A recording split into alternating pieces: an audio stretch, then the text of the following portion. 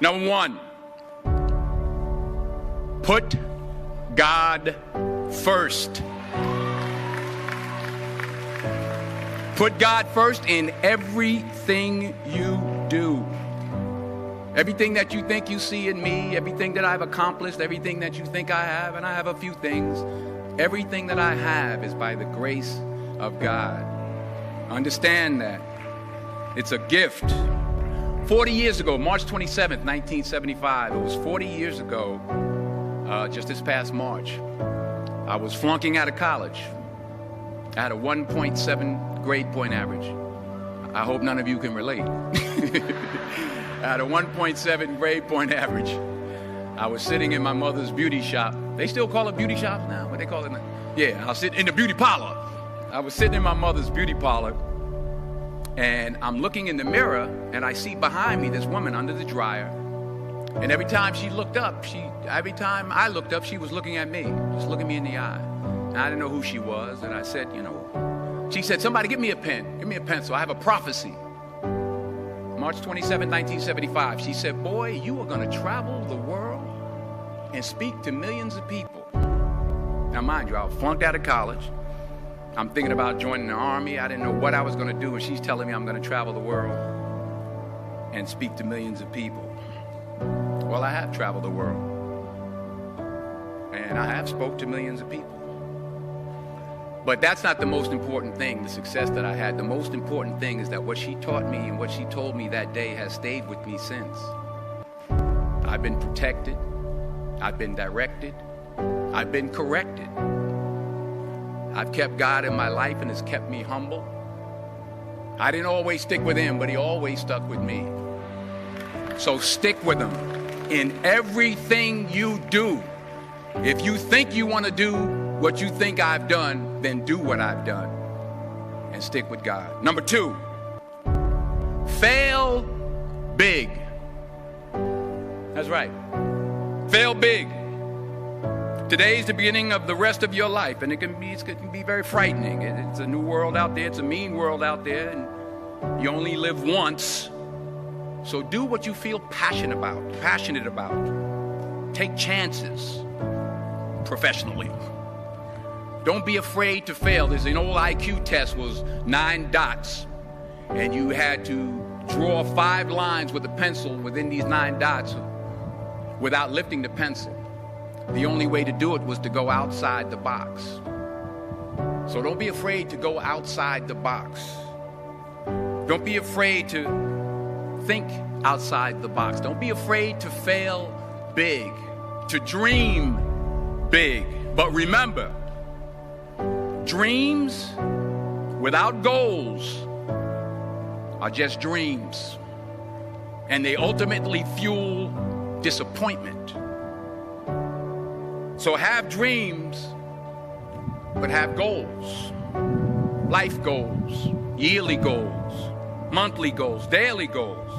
I try to give myself a goal every day. Sometimes it's just to not curse somebody out.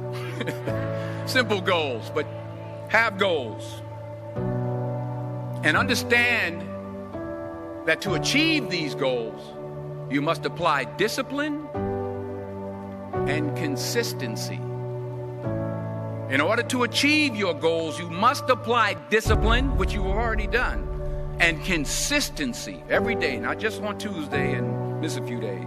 You have to work at it every day. You have to plan every day. You've heard the saying, we don't plan to fail, we fail to plan.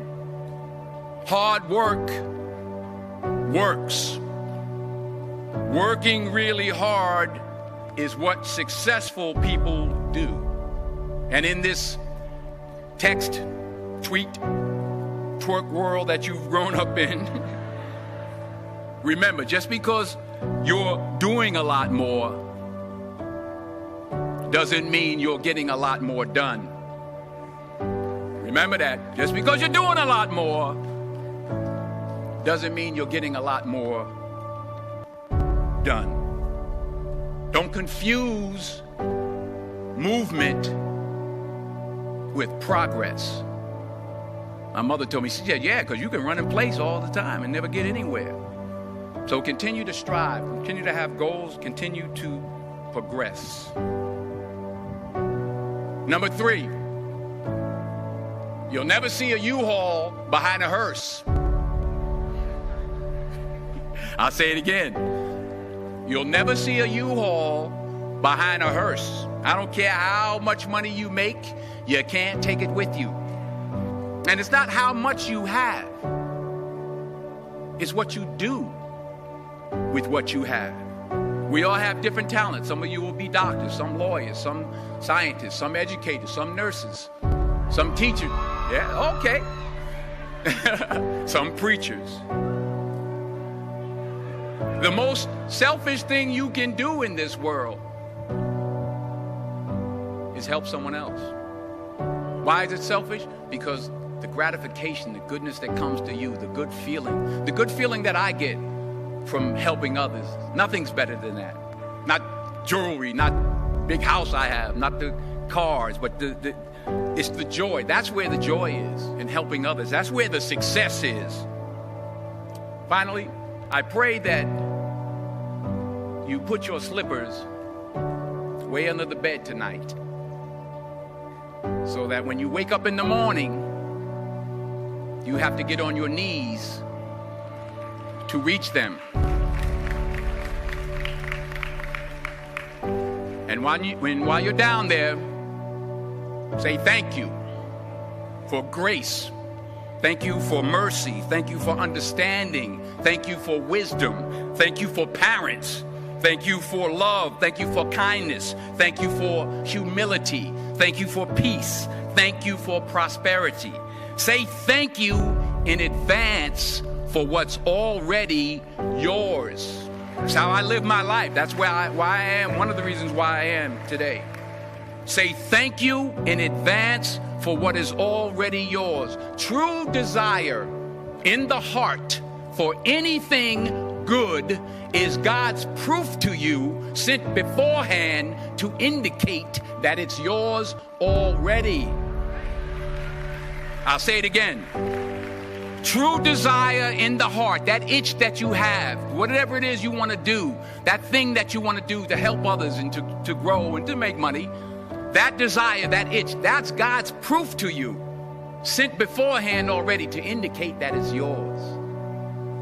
And anything you want good, you can have. So claim it. Work hard to get it. When you get it, reach back. Pull someone else up.